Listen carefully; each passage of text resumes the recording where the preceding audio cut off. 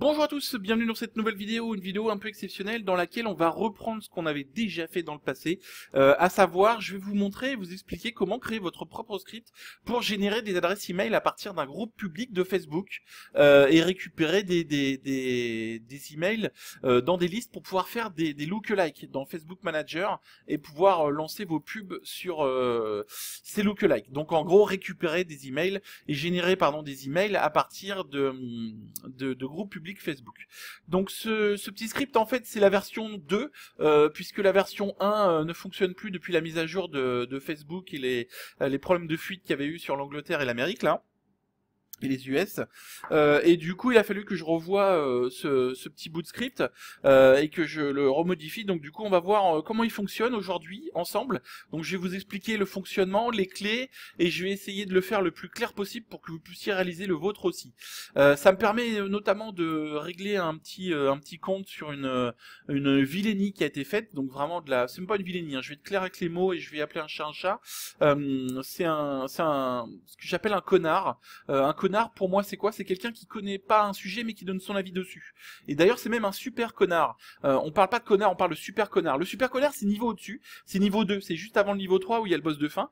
Le niveau 2 du super connard, c'est celui qui sait pas de quoi il parle, mais qui en plus vous accuse de choses dont il a aucune connaissance. Et on pourrait même aller plus loin, un ultra connard. Parce que non seulement le gars ne connaît pas, il ne sait pas de quoi il parle, ne connaît rien en développement, mais en plus vous accuse à tort. Excusez-moi, ça me fait rire, mais parce que c'est tellement pitoyable, ce comportement, et c'est tellement minable. Mais c'est tellement lui en même temps, et je vais pas le citer parce que je voudrais même pas lui faire de pub. Mais le principe, c'est que le connard, c'est celui qui parle, il sait pas de quoi il parle. Le super connard, c'est celui qui sait pas de quoi il parle, mais en plus il vous accuse ou il vous dit que vous avez tort. Et l'ultra connard, c'est celui qui ne sait pas de quoi il parle, il vous accuse à tort. Il fait de la diffamation, mais en plus il vous laisse même pas vous discuter, il vous laisse même pas un droit de discussion ou un droit de réponse. Donc en gros on vous accuse dans votre dos sans vous le dire et on vous laisse même pas vous justifier ou pouvoir vous expliquer. Donc on diffuse des fausses informations partout, mais on s'en fout parce qu'on habite dans un pays de merde à l'autre bout du monde et qu'on se sent protégé de tout. Bravo, belle mentalité, c'est super. Donc juste pourquoi c'est un acte de super connard, c'est que en gros ce qui s'est passé, pour vous résumer, puis je vais pas passer 7 heures là-dessus, c'est que la première chose dans l'histoire de ce que j'ai fait par rapport à ces scripts qui permettent de générer des emails pour Facebook et votre Facebook Manager, j'avais appelé ça le Easy LLA Maker. Donc en gros c'est que j'avais fait une vidéo sur ma page, sur ma chaîne YouTube pardon, qui expliquait comment on fait ce script. Le problème c'est qu'elle avait eu plus de 2000 ou 3000 vues, je crois que c'était plus de 3000 vues, et dans les 3000 personnes, la majorité en fait ne pouvait pas ou n'arrivait pas à utiliser ou installer le script même. Pourquoi? C'est très simple, moi je vous prends pas pour des cons, c'est que je vous donne ce que je peux et je fais tout gratuitement. Tiens, à l'inverse justement de ceux qui m'accusent et de ceux qui accusent tout le monde, hein, d'ailleurs, parce que quand on regarde bien, ils ont accusé, cette personne a accusé tout le monde. Dans le circuit, tout le monde a eu le droit à c'est une espèce de mise en demeure par Madame la Folasse, là, la drama queen. Donc le principe c'est que en gros si on regarde bien, il a accusé Sébastien Cerise de voleur, de machin, de trucs, tous les gens qu'il connaissait de voleurs, tous les gens qui travaillaient avec lui c'était des voleurs. Ensuite on a eu le droit à Étienne, ensuite on a eu le droit à Yannick Chastain, tous ceux qui étaient amis avec Yannick Chastain du coup c'était des voleurs et des cons, tous ceux qui travaillaient avec Yannick Chastain c'était des voleurs et des cons. Ensuite on a eu le droit à qui? On a eu le droit à Mélic bien sûr, Mélic à qui il a demandé de publier ses chiffres de boutique et son chiffre d'affaires. Mais merde, on vit dans un pays libre ou pas? Le mec a peut-être le droit, Mélic a peut-être son droit en tant qu'être humain, de pas vouloir montrer combien il gagne dans la vie. Enfin, on est où, là? Qu'est-ce que c'est que ce délire? Et parce que Mélic a refusé de montrer ses chiffres, mais Mélic, il a peut-être pas envie de se prendre un contrôle fiscal dans 2 mois quand il va montrer qu'il gagne un peu d'argent. Et puis même sans se prendre un contrôle fiscal, Mélic, il a peut-être envie d'être tranquille et qu'on lui foute la paix, il a peut-être pas envie de montrer combien il gagne dans la vie, puis d'avoir ensuite du harcèlement, des machins, des trucs comme ça. Enfin, où on va, franchement? Mais bref, Mélic, donc, a pas voulu montrer ces trucs qui sont personnels, ces informations personnelles. Mais pourquoi on lui demande pas également, d'ailleurs, de montrer ses slips? Quelle marque de slip? Avec qui il couche? Enfin, vous voyez ce que je veux dire? Qu'est-ce qu'il mange? Qu'est-ce qu'il boit? Mais où on va, là, franchement? C'est quoi ce délire? C'est vraiment, moi ça me choque ces trucs-là. Mais bref, en gros, Mélic, comme il a pas voulu montrer des informations personnelles, on l'a crié partout que c'était un voleur, un arnaqueur, etc., etc. Donc en gros, Sébastien, tous les gens qui connaissent Sébastien, tous les gens qui ont travaillé avec Sébastien, puis Yannick, et puis tous les gens qui connaissent Yannick, puis tous ceux qui travaillent avec Yannick, puis ensuite il y a eu Étienne, il y a eu SEO Warrior, il y a eu machin, il y a eu truc, il y a eu Mélic, ensuite il y a eu qui? Il y a eu Fares, là, le dernier, le pauvre Fares qui est quelqu'un d'ultra gentil, qui vient d'ouvrir son groupe, et je vous conseille de le suivre. Fares qui donne énormément énormément d'informations, qui aide beaucoup de gens à décoller dans l'e-commerce, qu'on a accusé. Pareil, toujours la même méthode de minable. Le truc dans le dos, on l'a banni de certains endroits, on lui laisse pas répondre, on le laisse pas s'expliquer ou justifier ou quoi que ce soit, et on l'a accusé à tort, en pleine diffamation, d'avoir volé des données, des trucs comme ça, quoi. C'est hyper grave. En France, quelqu'un qui serait en France, qui fait ça, c'est de la diffamation. C'est possibilité d'aller en prison, c'est des amendes, et c'est vraiment, c'est infâme, quoi. Et là où c'est vraiment minable de quelqu'un qui se dit de généreux, qui doit aider les gens, etc. Si on regarde bien, vous regardez cette personne, si vous avez compris qui c'était, est-ce qu'il donne un seul truc gratuit, ce mec-là? Franchement. À part un ou deux conseils qu'il a piqués sur des masterminds aux US, qu'est-ce qu'il donne, ce mec? Son site est payant, ses applications sont payantes, il vit que de l'affiliation. Ses groupes Facebook, il faut même payer tous les mois pour y participer. Un truc gratuit, le mec vous le rend payant. Donc le cœur sur la main, mais tout est payant en fait. Donc ça me fait juste un peu marrer quand les gars vous accusent que vous, moi par exemple, pour une fois je vais me jeter un petit peu des roses, moi je suis désolé, mon groupe il est gratuit, ma chaîne YouTube elle est gratuite, mes scripts ils sont gratuits, tout ce que je fais je le donne gratuitement, il y a que le script sur les générations d'emails qui a été payant, et pourquoi ? C'est là où j'en venais. Donc juste pour finir, hein, Fares était un voleur, etc. Ensuite c'est moi qui étais un voleur, c'est moi qui suis un voleur, etc. Donc en gros c'est cette fameuse technique qui consiste pour les lâches et les minables de faire des accusations à tort dans le dos sans droit de réponse, et en plus de critiquer et d'insulter tout le temps tout le monde pour faire croire aux gens qu'il y a que vous qui soyez le parfait petit mec super sympa et super généreux. Donc en gros s'il est si généreux que ça, pourquoi il donne rien? Il y a quasiment rien de gratuit à part des conseils qu'il a récupérés à droite à gauche, soit par des mecs qui payent son lab, soit par des gens qui font des masterminds auxquels il s'abonne avec votre argent, puisque c'est l'argent de l'affiliation que vous lui payez, etc. Donc c'est juste, voilà, je suis désolé, c'est pas très sympa ce que je dis sur lui, mais c'est donnant-donnant. Accuser les gens, les traiter de voleurs, les faire passer pour des voleurs auprès de tout le monde, gratuitement, sans leur permettre de se justifier, sans droit de réponse, sans rien. Il y a un truc qui est tout simple, en fait, pour clore ce débat déjà, c'est que moi je le mets au défi, ce connard, cet ultra super connard, je le mets au défi. On prend ton script, puisque tu dis que t'as un script qui prouve que celui que j'ai fait, je l'ai volé. On prend ton script et on prend le mien. Et moi, je te parle pas du petit bout de code à la con en JavaScript, puisque tu connais rien, qui permet d'ouvrir une fenêtre de navigateur. Parce que ça, on va le voir quand on va créer notre script. Le script de génération d'email, il est sur un serveur distant, pardon, et personne n'y a accès.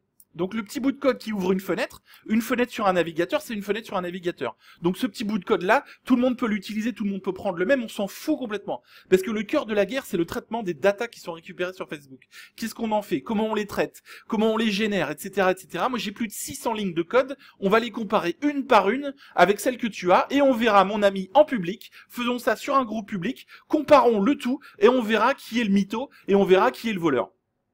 Donc voilà, ça close débat, je suis désolé, ça m'énerve un petit peu, mais moi les gens qui vous accusent à tort dans votre dos, auprès des autres, qui font faire des litiges à des gens, leur expliquant comment faire, etc., en vous disant que vous êtes fait escroquer, porter plainte, machin et tout, alors que tout est faux, c'est monté sur des ragots et de la saloperie, et en plus, on vous laisse même pas ni vous expliquer, ni un droit de réponse, ni un droit de parole, on n'a aucune preuve, on vous accuse à tort, et en plus c'est gratuit, et c'est fait dans le dos. Donc moi tout ça, je suis désolé si ça m'énerve, mais je trouve que c'est minable. Et le fait de se dire, comme j'habite en Thaïlande ou je ne sais où, je suis à l'abri et je crains rien, je peux faire ce que je veux, ça, pour moi, ça démontre bien l'état d'esprit de la personne.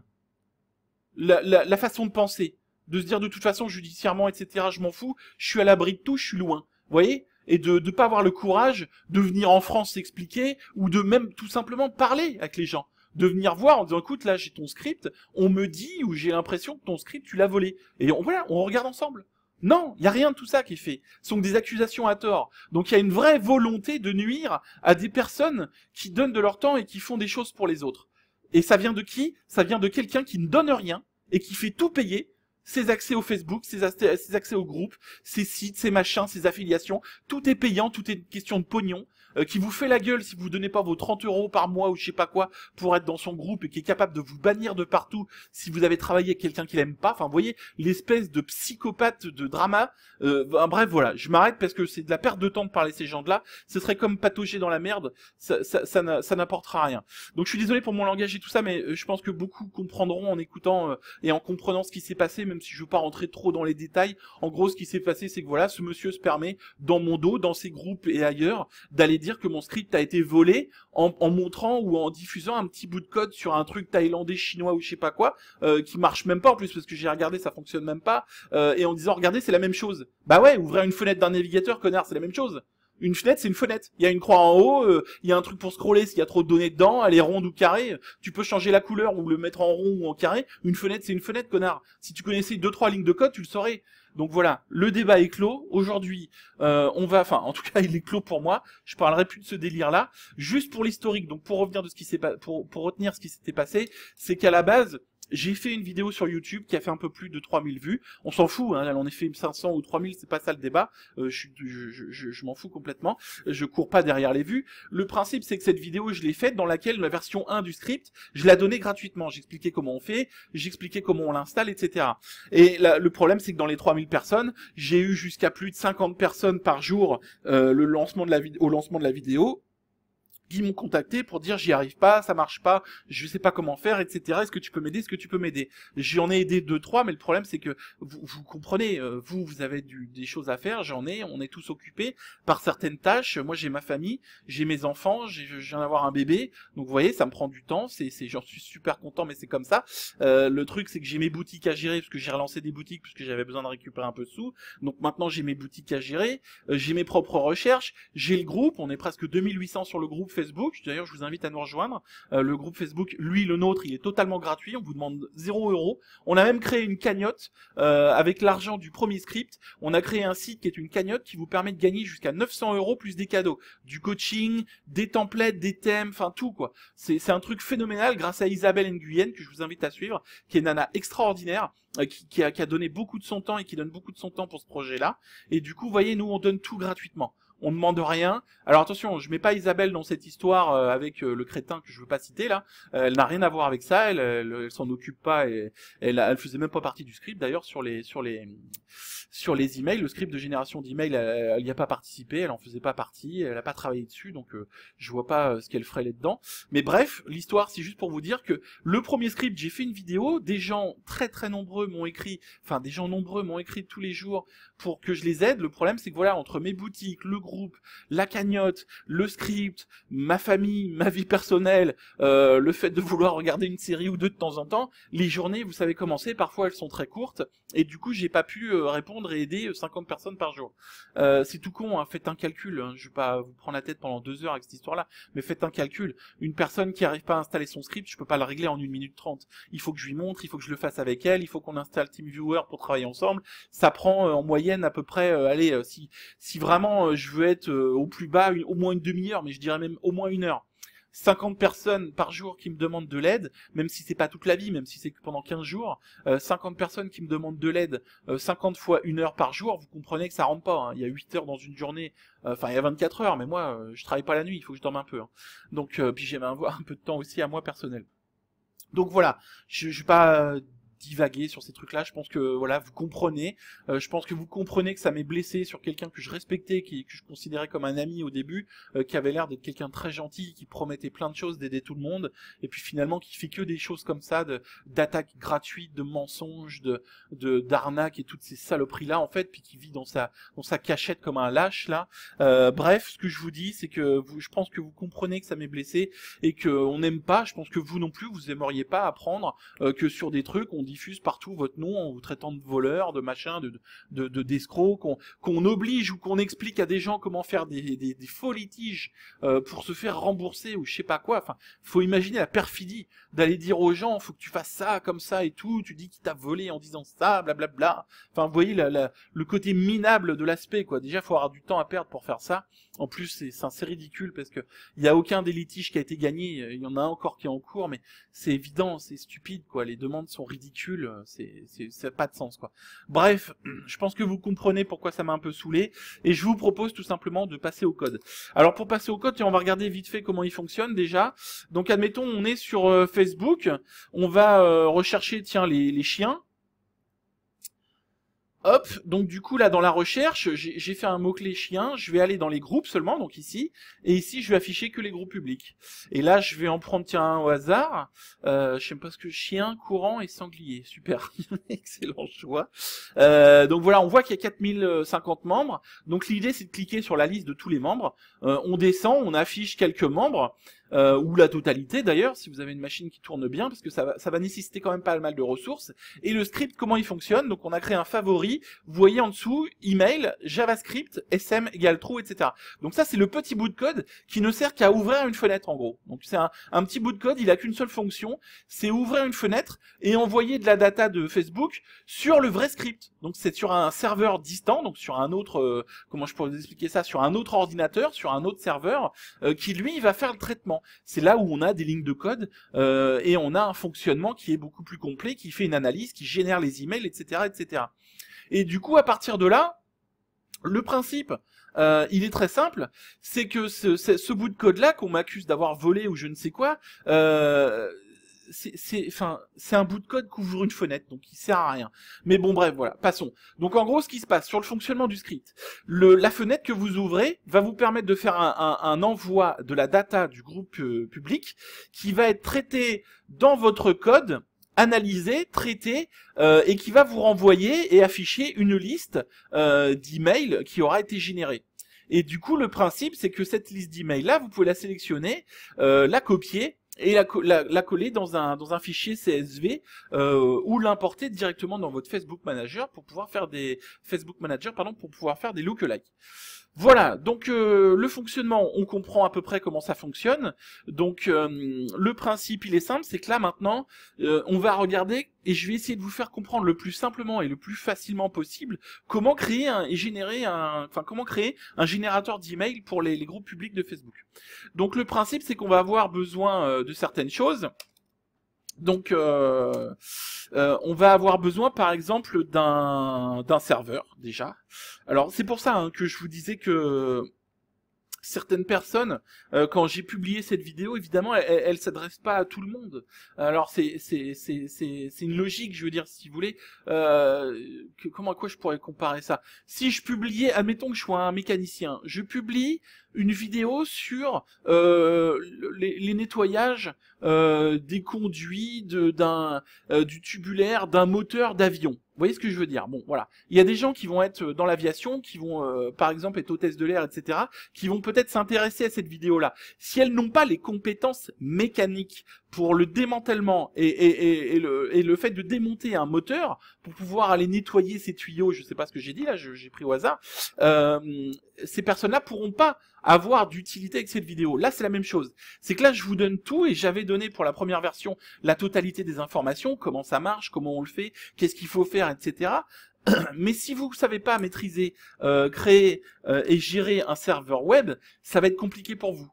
Si vous connaissez pas et que vous maîtrisez pas le langage PHP7, qui est un langage programmé, qui est un langage de programmation orienté objet, c'est quasiment impossible pour vous. Si vous connaissez pas ou que vous n'avez pas des notions de Java ou de JavaScript, ça va être compliqué pour vous. Il vous faudra également peut-être des notions de base de données.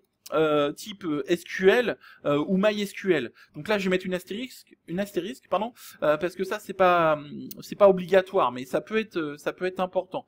Donc voilà, vous voyez, il y a des prérequis pour pouvoir créer et déposer ce script sur un serveur et le faire fonctionner. Donc évidemment, je vous le dis clairement, moi j'ai rien à cacher, j'ai pas de honte. Ce script, la version 2 là qu'on va regarder comment elle fonctionne ensemble et tout, ce script je vais le mettre en vente. Parce que le premier m'a permis de financer le graphisme et puis la cagnotte et des petits sites et des trucs comme ça, parce que moi j'ai pas forcément le temps de faire tous mes développements non plus. Là, le deuxième script, je vais le mettre en vente. Pourquoi? C'est parce que évidemment cet argent, j'en ai besoin, il m'intéresse. Si ça me permet d'acheter des templates pour les offrir à des gens dans le groupe ou les mettre en cadeau dans la cagnotte, parce que croyez pas que tous les trucs qui sont à gagner dans la cagnotte sont tombés d'un cheval. C'est grâce à la générosité justement de gens comme Yannick Chastain, qu'on traite de voleur, mais à chaque fois que nous on fait un truc, Yannick Chastain c'est l'un des premiers à nous aider. Alors soi-disant, écoutant certains, c'est un voleur. Pourtant, moi, ce type-là, qui est devenu un ami, c'est quelqu'un qui participe tout le temps, qui donne. Il donne du coaching gratuitement. Il nous demande pas d'argent pour le faire. Donc vous voyez, comparé à d'autres qui vous font payer tout, on a Melik qui donne aussi du coaching et qui donne pour la cagnotte de son temps. Il le fait gratuitement, Melik. Bah je croyais que c'était un voleur. Bah pourquoi il fait des choses gratuites si c'est un voleur? C'est quand même bizarre. C'est Robin des Bois, le mec. Enfin bon, faut arrêter de prendre les gens pour des cons à un moment, quoi. Et arrêtez de donner votre confiance et votre conscience à des gens qui sont hypocrites, qui vous font que vous vendre des trucs, et enfin des minables, quoi.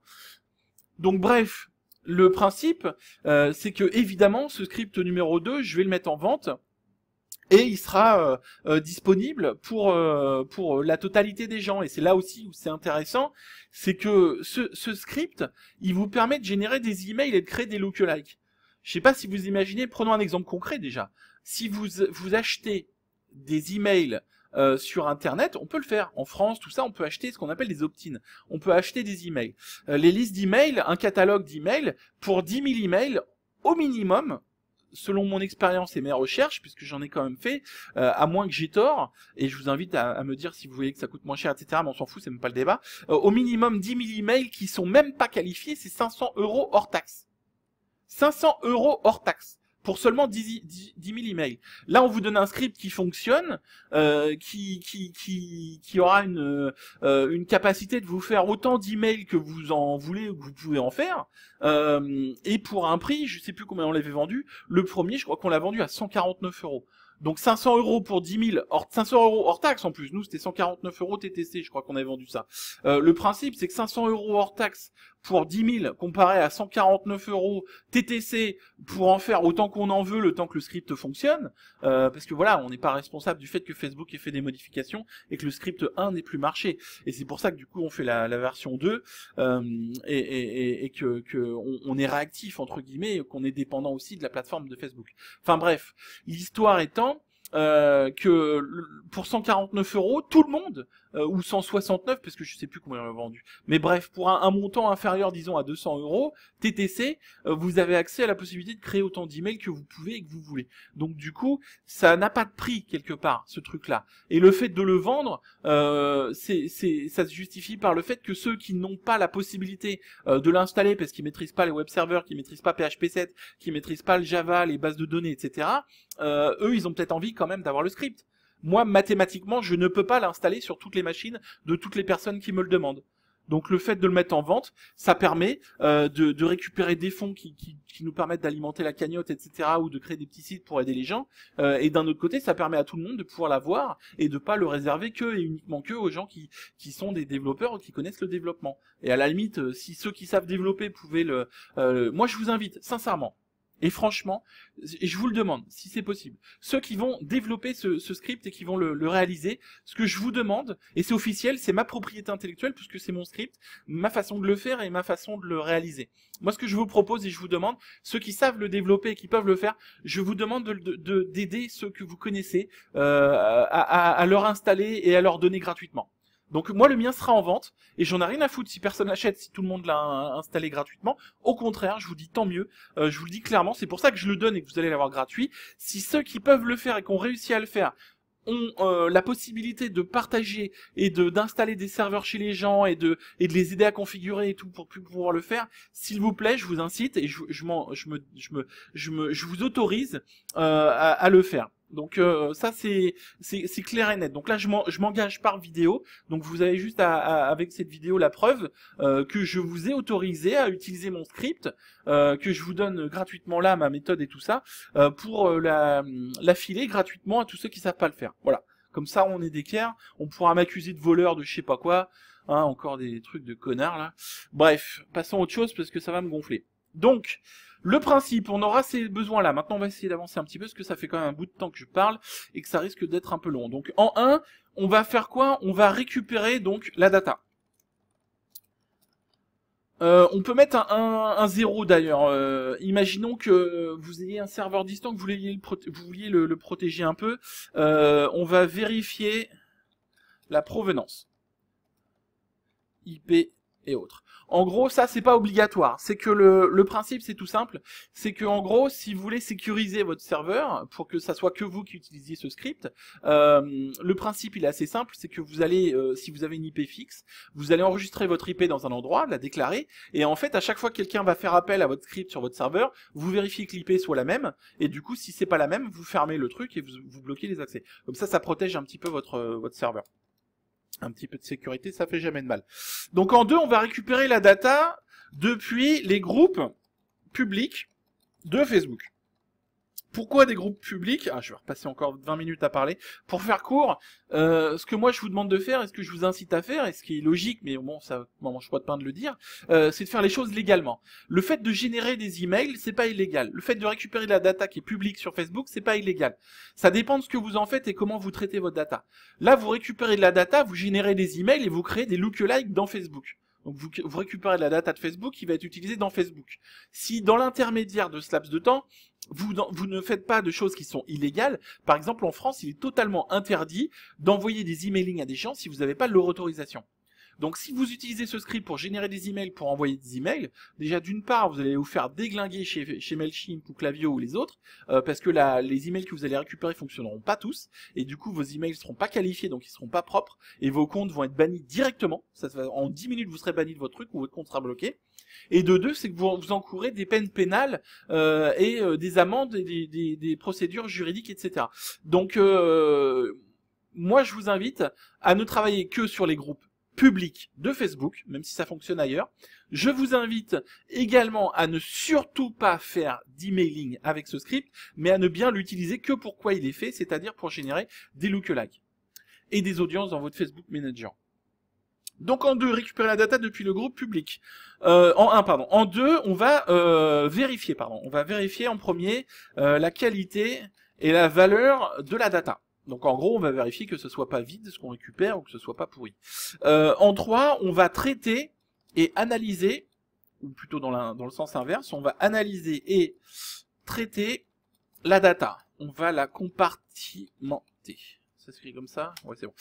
En 4, on va créer un fichier, on va même créer un dossier /fichier pour qui sera un fichier CSV, voilà, pour pouvoir enregistrer vos données. En 5, on va générer les listes d'emails. En 6, on va insérer ces listes dans les CSV, ou dans le CSV, parce qu'en l'occurrence on les fera un par un, donc dans le fichier CSV. Et en 7, on va clore les actions et finaliser le script. Voilà. Donc en gros, voilà le processus. Donc le principe, c'est qu'on va récupérer, donc d'abord on va vérifier qui nous envoie la data, récupérer cette data, vérifier la valeur et la qualité de cette data, analyser et traiter cette data pour la décompartimenter, pour la compartimenter plutôt. On va ensuite créer un dossier s'il n'est pas déjà créé et un fichier CSV, générer les listes d'emails, insérer les listes d'emails dans ce CSV et clore les actions et finaliser le script pour sécuriser notre serveur. Le principe, c'est qu'une fois qu'on aura généré ce fichier CSV, vous pourrez le récupérer sur votre serveur et tout simplement l'importer dans Facebook Manager, dans votre gestionnaire de pub pour faire vos audiences et vos lookalikes. Alors il y a une façon de faire qui pourrait être beaucoup plus simple, c'est de sauter toute l'étape des fichiers CSV. Moi je vais faire ça parce que ça vous permettra d'avoir des sauvegardes d'emails. On ne sait jamais, ça peut toujours servir. Et du coup, le principe, c'est que vous pourriez ne pas générer ces fichiers, mais ne faire que l'afficher directement dans le script. Donc là, en fait, le traitement, il va être double, puisque moi, sur le mien, il y a évidemment, je vous dis, il y a plus de 600 lignes de code. Donc moi, je le stocke en base de données, je le génère en fichier, je fais des comparios, des comparatifs. Vraiment, moi, je traite beaucoup de la data pour aller beaucoup plus loin. Pour ce que j'en fais derrière, je la classifie selon les prénoms, les noms, les séparations, les adresses, etc., etc. Donc tout ce que je peux récupérer, moi je le décante et du coup je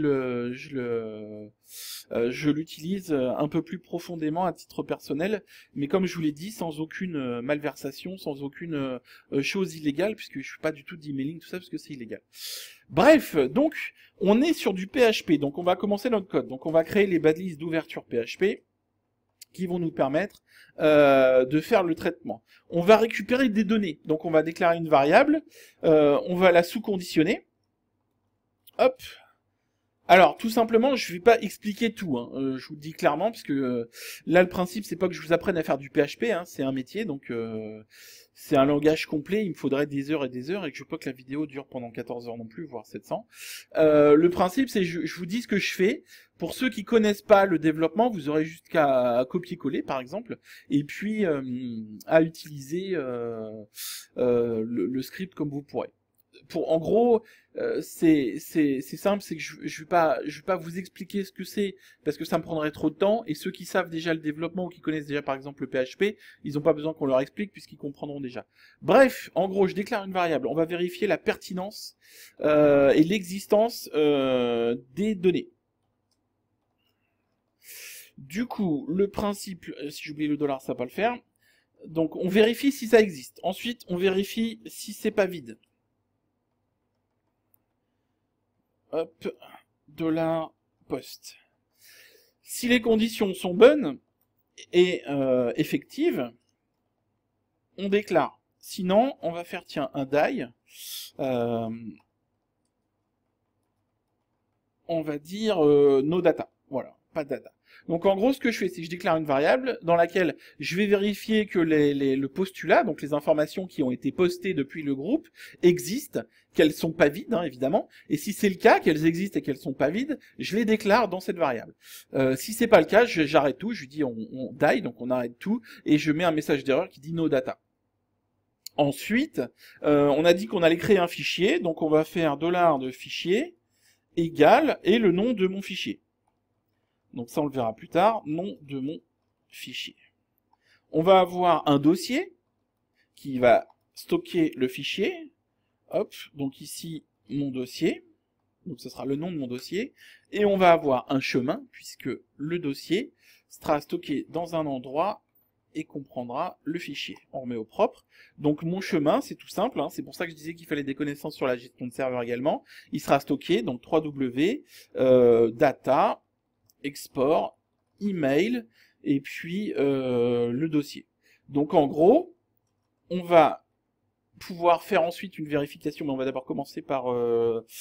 je réfléchis, donc moi je vais pas traiter le coup de la base de données parce que c'était accessoire, donc si vous voulez le faire, vous pouvez le faire pour stocker ces datas là, ça vous permettra de faire du classement et tout ça, et de faire des exports peut-être un petit peu plus propres, mais globalement en gros voilà, vous aurez non mais moi je vais pas le faire, voilà, je veux pas que la vidéo qui dure 15 heures non plus, ça va être compliqué. Donc le principe c'est que donc là ce que je vais faire c'est que je veux des fichiers qui ont un nom différent, donc du coup pour le nom du fichier je vais utiliser une date. Donc par exemple fichier, je vais l'appeler export email underscore, et je vais utiliser quoi? Je vais utiliser la date no, tiens voilà, ouais c'est pas bête. Je vais utiliser la date pour alimenter. Donc en gros, mon fichier s'appellera export email, on est le combien? On est le 04/06/2018 et il est 16h14. Voilà, donc j'aurai ce code-là. Et en fait, ce code-là, ce sera la date, ce qui me permet que si je fais plusieurs exports par jour, le fait de rajouter l'heure et les secondes et tout ça, ça me permettra de faire autant d'exports que je veux sans être bloqué, puisque je pourrai en faire un toutes les secondes. Donc dateno égale date.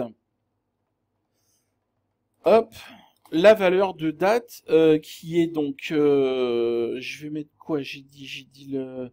Est-ce que je mettrai? Oui, je vais mettre. Est-ce que je mets l'année? Est-ce qu'on a besoin? Oui, on sait jamais. Donc en gros, j'ai dit quoi? J'ai dit le jour, le mois, l'année, et puis ensuite l'heure, les minutes et les secondes. Donc tout collé. Donc du coup, mon fichier va s'appeler ça. Hop. Plus dateno. On met au propre. Voilà. Donc en gros, je relirai après, puis on reverra, mais je reverrai si j'ai des erreurs ou pas. Donc dans ce principe-là, ensuite, je vais avoir besoin de tableaux pour traiter ma data, mais je les ferai en temps et en heure. Je vais avoir besoin de quoi? Je vais avoir besoin... Qu'est-ce qu'on peut faire? Est-ce que j'ai fait un die, donc j'ai pas besoin de vérifier. Donc on va traiter directement. Voilà. Donc je vais faire déjà une première vérification. Donc si différent de isDir. Donc en gros, je vais vérifier l'existence de mon dossier cible. Parce que si le dossier n'existe pas, je ne pourrais pas créer mon fichier. Donc si différent de isDir de chemin point dossier, là je vais refaire un petit die de ouf. Donc en gros je vais lui dire pas de dossier, ce sera mon message d'erreur. Voilà. Else. Donc en gros là je fais une condition, je dis que si le dossier n'existe pas, j'arrête tout avec un die, sinon j'exécute des actions, et du coup les actions seront mon traitement, le fameux code que je proposais de comparer. Alors là où j'ai fait une erreur, c'est le fichier, j'ai pas mis l'extension .csv. Voilà, donc date on y est, export mes CSV on y est, dossier, mon dossier, alors c'est ça, donc mon dossier ça va être email, et au lieu de mettre ça, voilà. Donc en gros je vérifierai que le chemin www/data/export. Donc c'est slash email, et c'est là où il me faut un slash fichier pour la vérification du fichier qui s'appellera export email de la date.csv. Voilà, donc là c'est bon. Là on est au complet. Ensuite, on va vérifier que le fichier n'existe pas, on sait jamais, hein, si vous appuyez plusieurs fois sur la touche F5 ou sur le script, vous cliquez comme un bœuf 3 fois dans une seconde. Donc if différent. Ouais, je vais faire ça. Donc je vais faire un if file. Excusez-moi, je réfléchis en même temps. C'est pour ça que j'aime bien faire mes vidéos en live comme là. If file existe. Donc du coup, il me faut le chemin. Point. Ah merde, j'ai la polio quoi. Dollar dossier. Point. Dollar. Je vais arriver avec ce clavier. Fichier. Else, je vous explique après. Donc le principe c'est tout simple, je vais refaire un die ici. Fichier déjà existant. En gros, pour pas écraser un fichier que vous auriez déjà généré, admettons que vous lancez votre script, et comme un bœuf, vous cliquez sur la souris en pensant qu'il fallait double-cliquer, vous cliquez 2 fois, alors qu'il fallait cliquer qu'une seule fois. Pour pas effacer le fichier que vous auriez déjà généré, le principe c'est qu'on vérifie, bon là il y a peu de chance, hein, à la seconde, c'est juste pour aller au bout du bout quoi. Mais le principe c'est de vérifier si ce fichier existe déjà, je tue l'exécution. Donc il n'y a pas de code, il n'y a rien, je crée plus de fichier, je fais plus rien. Du coup, si ce fichier existe déjà, je ne fais rien. Sinon, donc si le fichier n'existe pas, c'est là où par contre, je vais commencer à pouvoir faire la création de mon fichier. Donc pour créer mon fichier, la fonction elle est toute simple, c'est que je vais déclarer une variable qui va s'appeler fp égale fopen. Fopen de $fichier, donc c'est le fameux fichier que je voulais, comment dirais-je, créer. Plus il faut que je mette le chemin. Bon alors pardon, ça m'emmerde un peu. Donc je vais faire un file out, voilà. Et dedans je vais mettre la totalité du chemin. Oh, chemin. Point dossier. Oh là là, la polio. Point fichier. C'est insupportable. J'arrive pas à écrire. Donc du coup, ça m'évitera d'à chaque fois remettre chemin, fichier, dossier, machin. Donc file out, en fait, c'est le chemin complet, la totalité du chemin. Donc file out, donc du coup, je fais un fopen de file out qui va me permettre de tout simplement générer le fichier s'il n'existe pas. Donc on va le mettre en W+, qui permet de faire une création plus écriture à l'intérieur. Et du coup, à l'intérieur, on va mettre au propre. Je mets des espaces. J'aurais peut-être dû mettre un petit peu de commentaires. Bon, je les remettrai peut-être après si j'oublie pas, mais je rajouterai des commentaires pour bien rappeler qui fait. Donc là, on va passer au code un peu plus costaud. On va passer à la partie de traitement de l'analyse et de la compartimentation de la data. Donc là, on va faire un for each. Le for each, il va nous permettre de traiter l'entier des cas. Donc en gros, je vais pas vous expliquer ce que c'est qu'un for each, hein, voilà, si vous connaissez le PHP vous saurez.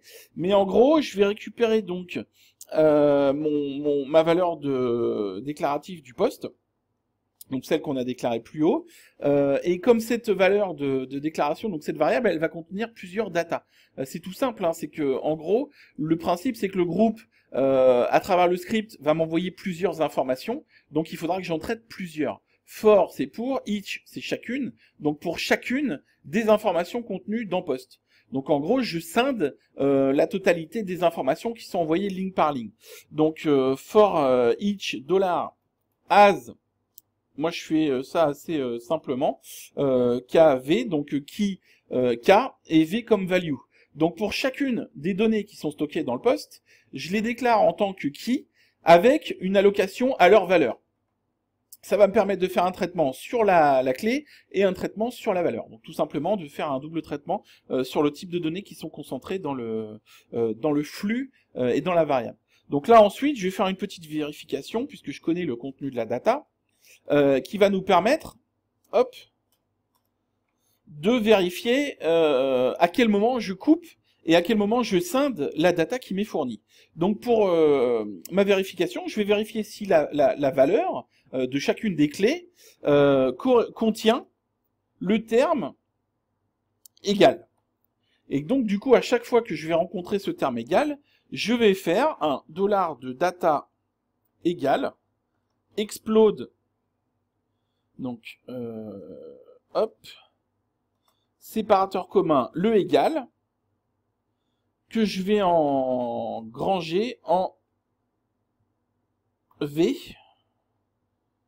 Voilà. Hop. J'essaie de remettre mon... Ouais, je peux laisser. Le principe, donc, excusez-moi parce que je fais, puis je vous explique après, ça va être plus simple en fait que de le faire en même temps, parce qu'après, on comprend pas ce que je dis. Donc le principe, c'est que je fais un traitement pour chacune des données qui sont contenues dans la variable. Pour chacune de ces données, je vais vérifier la présence du sigle et du signe égal. Ensuite, si donc il y a une correspondance et donc ce qu'on appelle un matching avec le égal, je vais déclarer la valeur data en plusieurs sous-valeurs qui seront séparées par les égales. Donc ça me permet comme je le disais ici, de compartimenter les différentes valeurs que je vais récupérer dans mon code. Donc le principe, c'est que ensuite, pour chacune de ces nouvelles valeurs, je vais faire un for each. Donc for each sur data as $de n. Hop. Et ici, je vais faire un nouveau traitement. Donc if, déjà je vais vérifier que $de n ne soit pas vide, donc différent de empty de $de n. Hop. Et c'est là où je vous disais qu'on va stocker ça dans des tableaux. Donc c'est là où il va falloir créer des tableaux. Donc ici, je vais recréer des nouvelles variables, des déclaratives qui seront des tableaux. Et du coup, je vais faire par exemple un tableau qui sera la liste des emails. Donc tableau égale array. Ensuite, je vais faire mon résultat de sortie qui sera result. Mes résultats. Bon, ouais, result. Qui sera donc un tableau. Également, je vais créer ma liste de FAI qui va me permettre de générer et d'approvisionner mes emails. Et du coup, cette liste-là, je vais la remplir avec la totalité des FAI qui existent pour générer mes emails. Donc ça, je vous laisserai récupérer la totalité de la liste sur Internet. C'est pas très compliqué, il suffit de faire une recherche Google et du coup de pouvoir générer le renforcement des datas. Donc qu'est-ce que ça veut dire? Ça veut dire qu'en gros on récupère de la data de Facebook, mais on veut pas récupérer que cette data et traiter que cette data-là. On veut la renforcer, et ça c'est l'idée de mon script, c'est de la renforcer par de la potentialité. Donc en gros c'est pour ça que dans chacune vidéo de démonstration du script, et là je vous disais que le script ne génère pas que des emails qui sont fournis par Facebook, mais qui génère des emails qui sont générés. Parce que si vous importez ça directement, par exemple, si vous voulez faire un emailing qui est, je rappelle, totalement illégal, c'est pour ça que tout à l'heure je vous disais que ça vous servira à rien, c'est qu'il y a des emails qui vont ne pas fonctionner.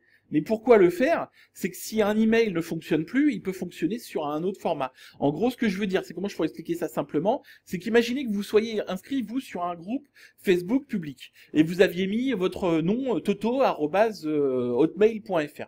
Depuis votre enregistrement dans ce groupe-là, qui date de 5 ans, par exemple, ou 3 ans, ou 10 ans, vous avez changé d'adresse email. Pourtant, votre compte, vous êtes toujours déclaré sur hotmail.fr. Le principe, c'est que la récupération de cet email-là ne sert à rien puisque l'email ne fonctionne plus, puisque vous l'utilisez plus. Donc du coup, on va surenchérir la génération des listes d'emails et on va générer la liste des emails à partir de FAI potentiels. Comme ça, on ajoute et on additionne la data qu'on récupère de Facebook avec de la data potentielle qui nous permettra d'optimiser et d'augmenter nos possibilités de matching dans le Facebook Manager. Donc en gros, tout simplement, je reprends mon exemple en très court pour être sûr que vous compreniez bien, parce que c'est important de comprendre comment fonctionne le script, et c'est pour ça qu'il est totalement légal, c'est qu'on ne vole aucune donnée. Le script, il est tout simple, je l'ai toujours dit, je l'ai toujours expliqué, c'était dans les pages du site, dans les CGU et partout, même dans les vidéos, je l'expliquais. Le script, il va générer les emails. Vous récupérez pas une liste totale d'emails de Facebook.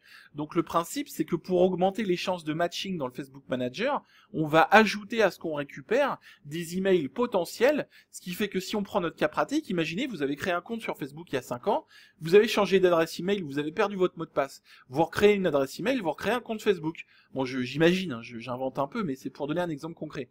Donc du coup, votre première adresse email, on peut la récupérer dans le groupe, mais elle sert à rien puisqu'elle marche pas. Donc le principe, c'est qu'on va récupérer une liste d'adresses email additionnelles pour pouvoir avoir une chance que si votre adresse dans le groupe n'est plus valable, qu'on puisse la retrouver par le biais d'un autre FAI ou sous une autre forme. Et du coup, l'autre forme, c'est notamment dans les emails qu'on récupère ou dans la data qu'on récupère depuis Facebook, pour être plus clair. Le principe, c'est que par exemple, vous pouvez avoir un nom-prénom @gmail.fr. Et le principe, c'est que vous avez pu avoir un changement d'adresse email qui sera nom.prénom, puisque ce sont les deux applications qui sont les plus courantes. Il y a 3 applications majeures qui couvrent 90 ou 98% des mails, je sais plus la stat exacte. Dans mes recherches, j'avais trouvé ça. C'est qu'en gros, comme quoi vous voyez que ça se prépare un script, hein, c'est du boulot, c'est beaucoup de recherche, d'analyse et de compréhension, tout ça. Et du coup, bref, le principe, c'est qu'il y a 3 formes d'emails qui couvrent 98% de mémoire ou 90% des emails existants en France. Le principe, c'est le nom.prénom, nom-prénom ou nom-prénom tout attaché. Ensuite, il y a quelques exceptions qui couvrent un très très faible pourcentage. C'est pour ça que je crois que c'était 98%, parce que je crois qu'il y avait 2% des emails qui sont utilisés avec une autre forme de truc, genre les emails que vous aviez créés quand vous étiez ado, genre kikoulol du 29 @hotmail.fr. En général, ces trucs-là, on les garde pas. Donc, quand on est pro ou quand on bosse ou quand on a, quand on correspond typiquement au genre de personnes qui sont des acheteurs et typiquement aux cibles que nous on pourrait chercher, sont des gens qui sont quand même qui ont plus de 25 ans en général, qui sont assez posés, qui ont des mails qui sont soit leurs mails pro, soit des mails perso, mais qui sont constitués pour la plus grande partie de nom-prénom. Donc nom.prénom ou nom-prénom ou nom-prénom tout attaché.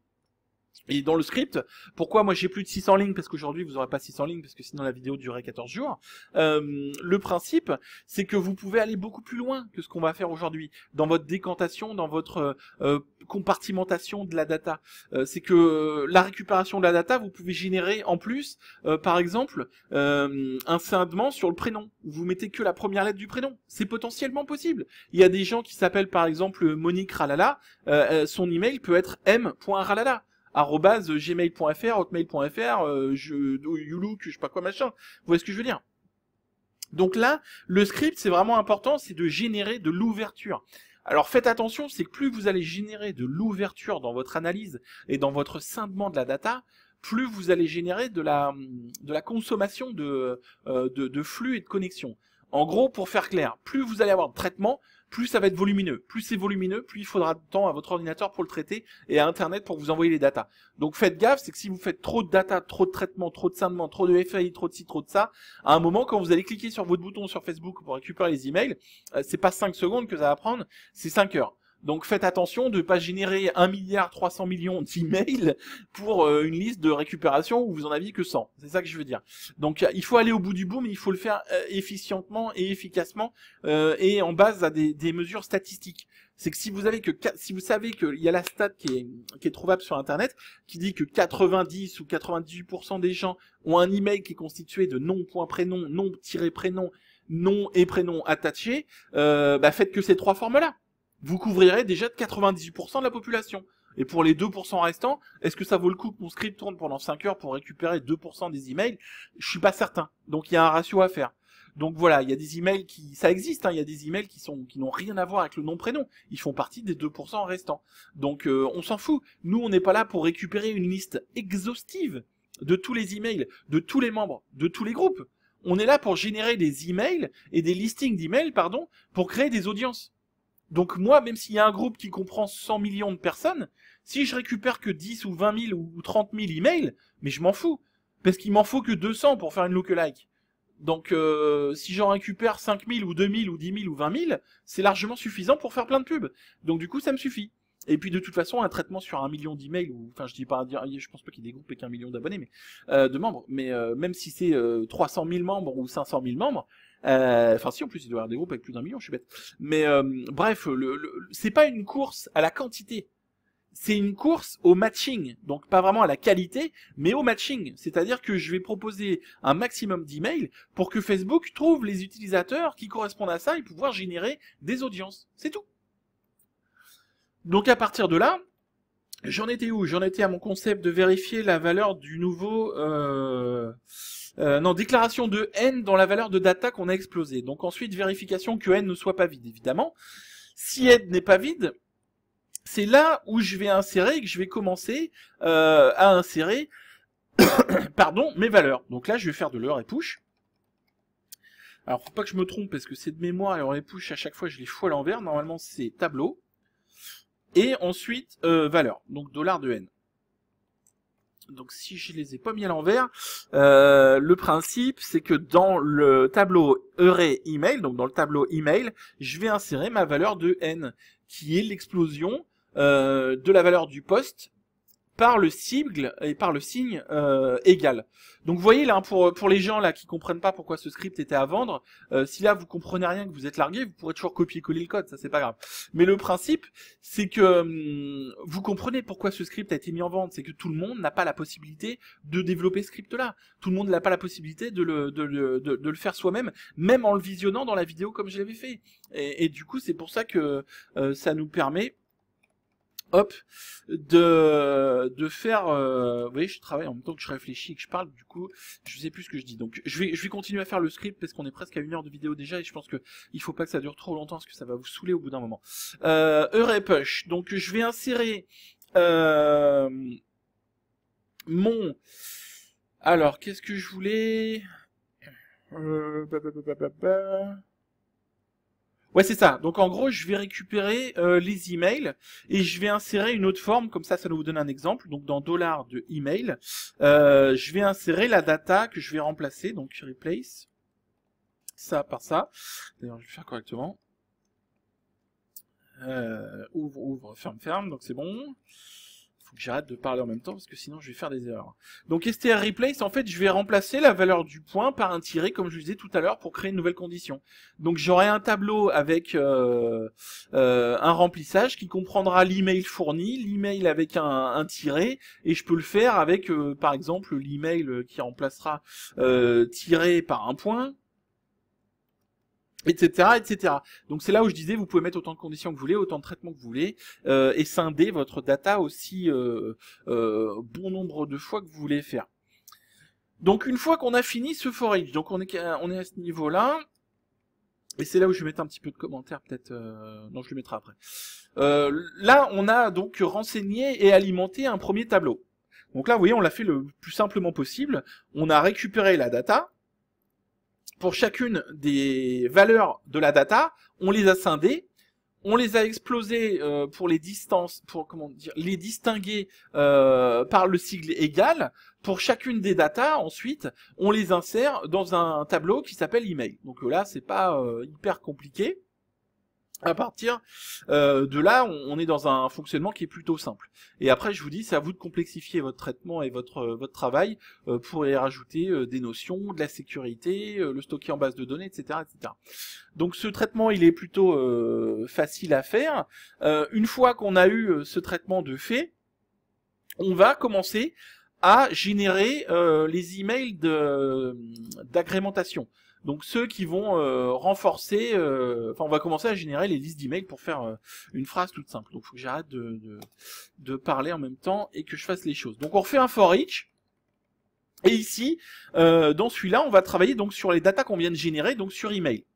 Donc email as $key, $valeur d'ailleurs, parce qu'on est sur une valeur.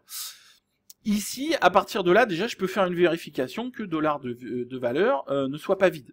Donc du coup, différent de empty, de vie, et je fais mon traitement. C'est le principe de base.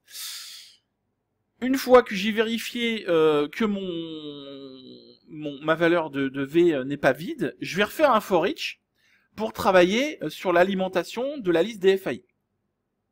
Donc pour chacun des FAI que vous aurez, comment dirais-je, déclaré, je vais les appeler N. Ici, on va faire comment dirais-je, une concaténation des données qu'on a enregistrées dans les différents tableaux, celui du FAI plus celui des emails. Donc tout simplement, je vais faire un array push, plutôt que de parler pendant 2 heures, un array push dans le dossier, dans le tableau qui s'appelle result, de ma valeur, $2v, point arrobase, point la valeur de n, donc qui est la valeur du FAI. Et du coup, j'alimente mon second tableau, c'est pour ça que j'avais fait un deuxième tableau, avec la valeur des listings d'email au complet. Donc en gros, tout simplement, je récupère les datas, je les scinde, je les découpe, je les alimente, et ensuite je les réintroduis dans un nouveau tableau qui s'appelle tableau résultat, avec les valeurs plus celles fournies par les informations fournies sur la liste des FAI qu'on aura déclarées ici, comme je vous le disais. Une fois qu'on a fait ça, on va faire un tri des données qui sont dans le... Donc on va dédoublonner nos datas pour vérifier qu'il n'y ait pas des doublons dans la liste. Donc je reprends ma liste que je viens d'enrichir, donc la $ de results, et je lui dis égale la fonction, alors putain, je me plante, c'était array underscore unique de $ de result. Donc en gros, tout simplement, je lui dis la valeur de toi-même, c'est un tri où tu vires tous les doublons de toi-même. Voilà. Et après, ce que je vais faire, du coup, c'est que là, pour pouvoir récupérer mes emails dans mon script sur Facebook, je vais faire un affichage comment dirais-je, de tous mes résultats que j'ai enregistrés. Donc là, on arrive à, je vais créer une div avec un style, puisque là on est en Java direct, donc je vais pas faire on peut pas faire de CSS tout ça. Hop, de toute façon j'ai pas envie d'en faire. Alors on va faire un style du coup 8 égale 8 2.100% pour que ma div dans ma fenêtre, la fameuse fenêtre qu'on a volée, connard, fasse 100% de sa hauteur avec un overflow de .hidden pour pas qu'il y ait de dépassement de sa hauteur. Une fois qu'on a fait ça, donc je refais mon echo, je vais faire mon echo. Ici, je vais refaire un for each, puisque je vais travailler sur toutes les données que j'ai stockées. Donc je travaille sur results, as $ de v, tout simplement. Je réfléchis si je mettais les keys aussi. Voilà, mais j'en ai pas besoin, j'ai besoin que du listing des emails. Ici, je vais faire un echo de $ de v, donc que je suis en train de déclarer, plus l'ajout d'un scindement pour la séparation. Donc là, en l'occurrence, je vais rajouter une virgule. Et puis pour que ça fasse propre à l'affichage, je vais rajouter du HTML, un BR pour que ça fasse un retour à la ligne. Et pour le scindement du copier-coller et de la propreté du tout, je rajoute les caractères de retour chariot plus retour à la ligne. Mon ecodiv, il est fermé. J'ai oublié la virgule, le point virgule, pardon. Donc ça ferait une erreur. Et du coup, à partir de là, je peux rajouter ma partie d'insertion, puisque là, il me manque toute la partie d'insertion dans le fichier. Donc pour ceux qui connaissent, ils auront déjà se dire depuis tout à l'heure, mais à quel moment il ajoute dans le fichier, ou pas, peut-être que je rigole tout seul comme un con.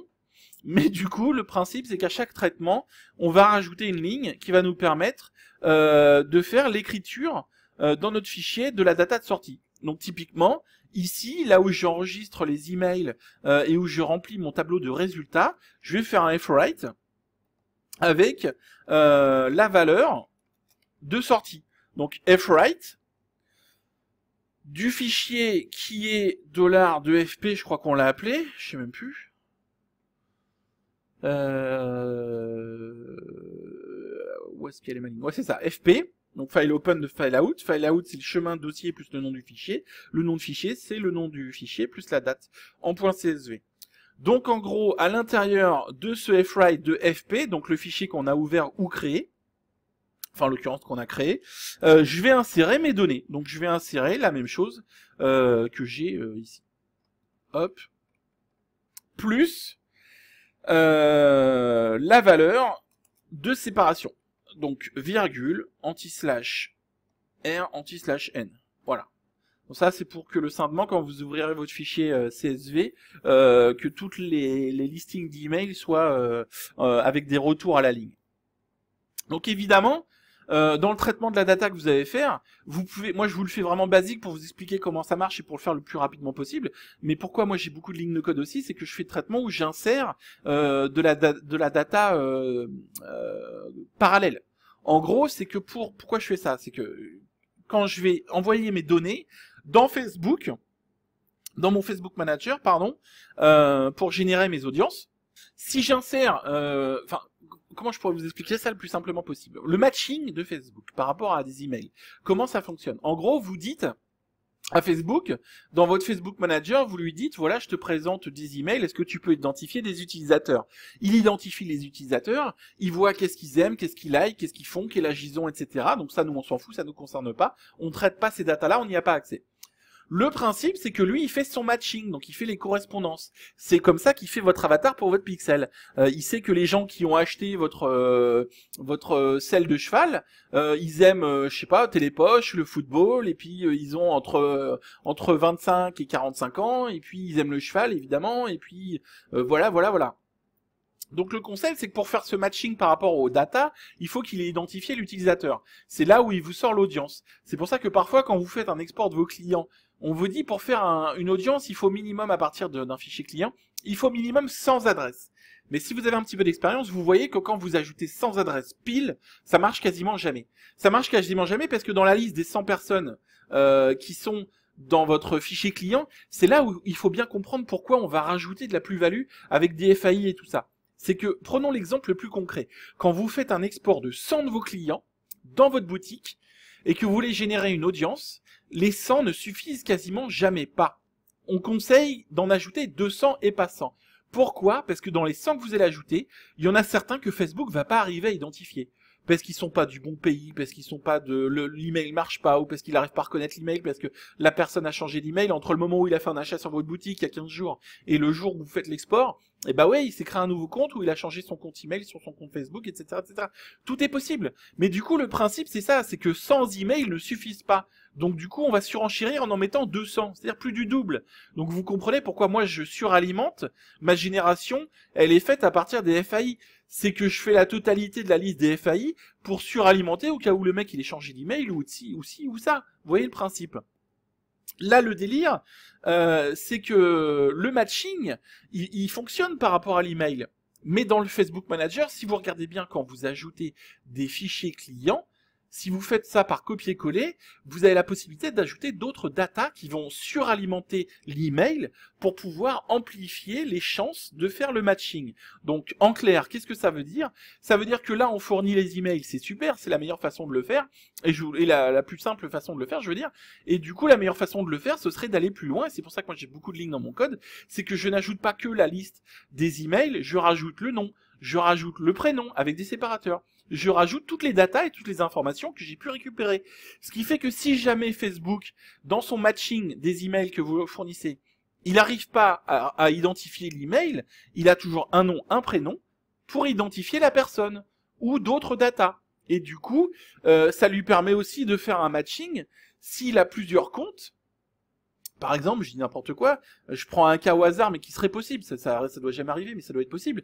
Si par exemple vous avez créé 2 comptes email, 2 comptes Facebook, avec le même nom, le même prénom, et les mêmes informations. Il y a la distinguo sur les emails, mais il peut faire le distinguo sur l'âge, sur le fait que l'âge était renseigné ou pas, et qu'il y ait des informations qui soient renseignées ou pas, le fait que vous ayez fait des publications récentes ou pas. Enfin bref, le matching de Facebook, faut pas croire qu'il est light, il est ultra complexe et ultra puissant. Et du coup, plus vous allez lui donner de data, plus ça va lui permettre de faire un matching facile.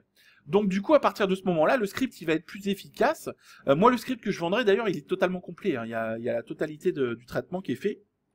Et vous avez des chances qui sont vraiment, je pense, optimisées au maximum d'avoir des résultats. Et sur les tests, hein, moi je vous le dis clairement, sur mes tests de script, puisque là le script je l'ai terminé, le script, j'ai fait 2 tests sur 2 audiences, j'ai obtenu directement des résultats de matching sur une audience avec le Facebook Manager. Donc j'ai récupéré plus de 1000 personnes sur un tout petit panel. Donc le script, évidemment, il est fonctionnel, sinon on ne vendrait pas. Mais ce qui est important, c'est bien de comprendre, c'est que c'est là où on comprend pourquoi dans les vidéos d'explication et de démonstration du script, je vous explique, il faut que la data soit le plus qualifiée possible. Si vous fournissez à Facebook 150 milliards d'emails, mais des emails qui datent d'il y a 20 ans, ou de 15 ans, et Facebook, il pourra rien faire en matching. Parce que ces gens n'existeront plus ou ne seront plus actifs ou les emails ne marcheront plus, tout ça. Et du coup, si vous utilisez des groupes, par exemple, qui datent de 15 ans et que personne n'a mis à jour, où il y a plus d'inscrits, il n'y a plus rien dedans, c'est que des vieilles personnes ou des vieux emails à récupérer là-dedans, votre matching et vos audiences marcheront pas. Et du coup, c'est pour ça que parfois des gens m'écrivaient en disant je comprends pas, sur un groupe ça marche, sur l'autre ça marche pas. Eh ben oui, ça dépend de la qualité de votre groupe. Il faut vous cibler des groupes qui soient actifs, des groupes qui soient quand même assez récents, des groupes qui soient assez gros aussi, avec assez de membres pour pouvoir récupérer assez de data, etc., etc. Donc du coup, moi ce que je vous conseille, c'est quand vous allez générer ou créer votre propre script, c'est d'alimenter ensuite la liste des informations que vous fournissez avec de la data supplémentaire, nom, prénom ou ce que vous récupérez par la page Facebook. Donc voilà, on a fait l'écriture, et du coup, ce qu'on va faire, c'est que si le fopen il est là, ici, ce qu'on va faire, c'est qu'on va quand même fermer maintenant le traitement, pour ne pas laisser des boucles d'exécution ouvertes. Du coup, on va faire un fclose du fichier, tout simplement. Voilà. Et le fichier, on l'a appelé, son ouverture a été déclarée en FP. Donc en gros, tout simplement, ici là j'ouvre, donc fopen, j'ouvre un fichier, et ici je le ferme pour que mon fichier soit sécurisé, ne soit pas resté ouvert. Donc du coup, on ne pourra pas faire d'ajout de data dedans sans le réouvrir au préalable. Et du coup, voilà, on a fait en quelques lignes de code. Donc là, vous avez vraiment la version la plus simplifiée possible du script, mais elle devrait pouvoir vous permettre de faire les choses et de commencer à faire vos propres générations de listings d'emails. Et surtout, mais moi, je vous invite à, comme je le disais au fil du projet, à alimenter de plus en plus votre data avec, votre génération de liste, l'agrémenter avec le plus de data possible, pour que le matching de Facebook soit le plus pertinent et le plus facile à faire pour lui. Donc voilà, j'espère que j'ai rien oublié. Je relis dans ce qu'on avait dit, vérifier la provenance. Bon, ça on l'a pas fait, c'est optionnel. Au pire, on peut toujours le faire, hein. C'est pas ultra compliqué. On fait juste un IP vérif. Donc par exemple, ici, je vais faire $de IP égale ma condition, valeur si oui, valeur si non. J'ai oublié mon point d'interrogation. Et du coup, ici, on va vérifier si i7, par exemple, de $de serveur remote ADDR. Donc ça, en gros, je vais remettre correctement les choses, je vous explique après. Hein. En gros, ce que je fais, c'est que donc je vérifie qu'il existe l'adresse IP du client, c'est-à-dire de celui qui est en train de se connecter, ou celui qui est en train d'envoyer des données.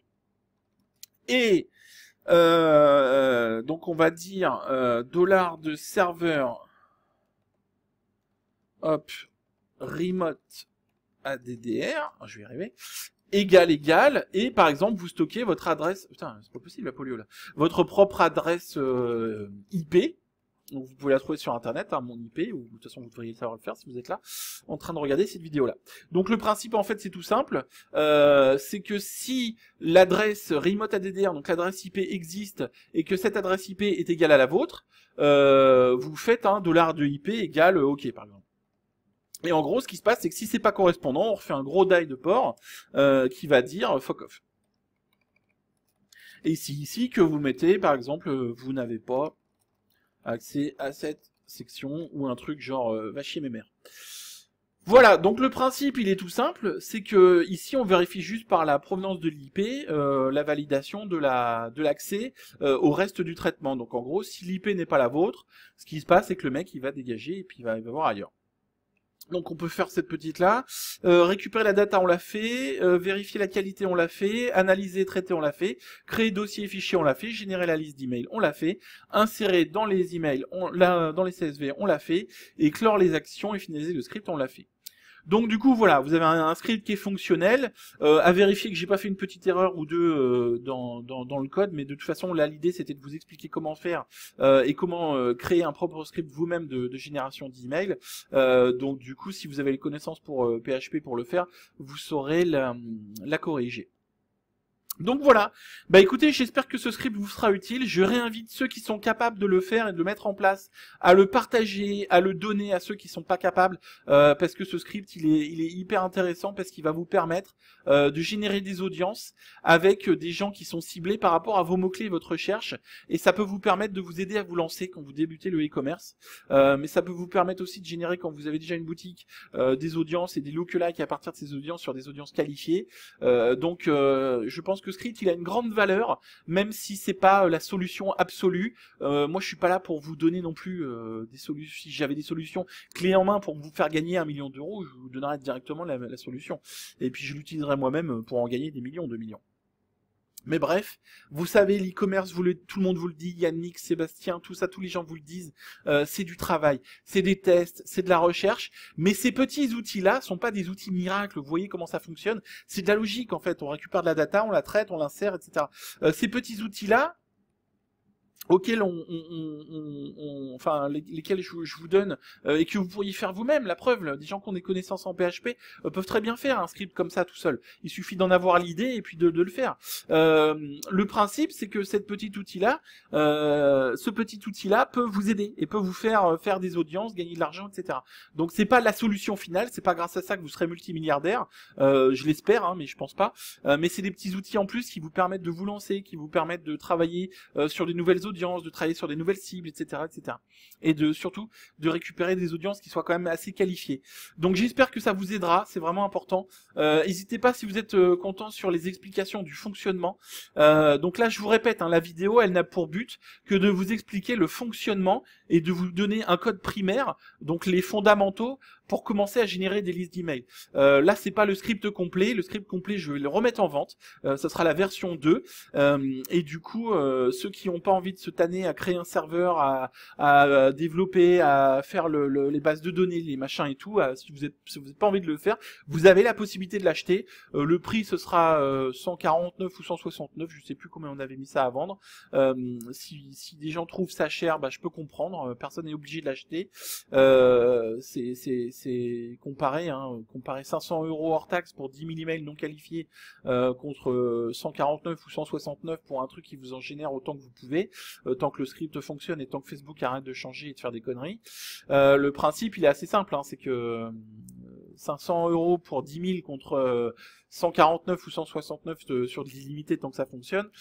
le choix il est vite fait. Donc bref, si vous n'avez pas envie de vous faire chier à le faire, si vous n'avez pas personne pour vous aider ou si vous trouvez pas des gens pour vous le faire, je suis désolé, je pourrais pas l'installer gratuitement pour tout le monde, surtout que là on va le mettre en vente et ça va nous permettre de financer des choses sur le groupe pour faire plus de cadeaux, de cagnottes, de sites, de machins, de trucs, donc ça de templates, de thèmes, trucs. Donc du coup, je vous invite à liker cette vidéo si elle vous a plu, un petit pouce bleu parce que c'est la seule récompense qu'on a qui nous permet de nous diffuser, de nous rejoindre sur le groupe dont l'adresse est dans la description, et puis je vous souhaite surtout de bonnes ventes, et encore une fois, je vous dis à bientôt, et j'espère que le petit bruit de la clim vous aura pas dérangé derrière. Je pense pas que vous l'ayez trop entendu, et j'espère pas parce que on a une espèce de vague de chaleur en ce moment là. Moi je suis dans le sud-ouest, donc vous savez qu'il fait à peu près, avec la clim il fait bon, mais il fait quand même 26 degrés dans mon bureau, donc vous imaginez la température extérieure. Voilà, j'arrête de raconter ma vie, la vidéo est terminée, je vous dis à bientôt et bonne vente.